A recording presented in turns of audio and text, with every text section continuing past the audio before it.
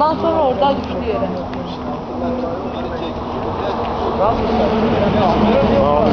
Oradan çekti balkona dayadı öyle kaldırdı oraya çarptı.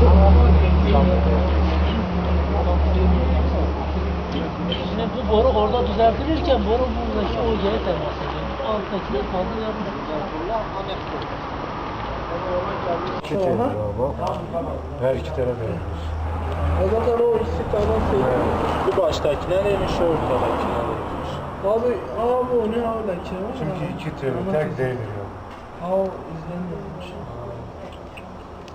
Bu da o ucdan demek istiyor.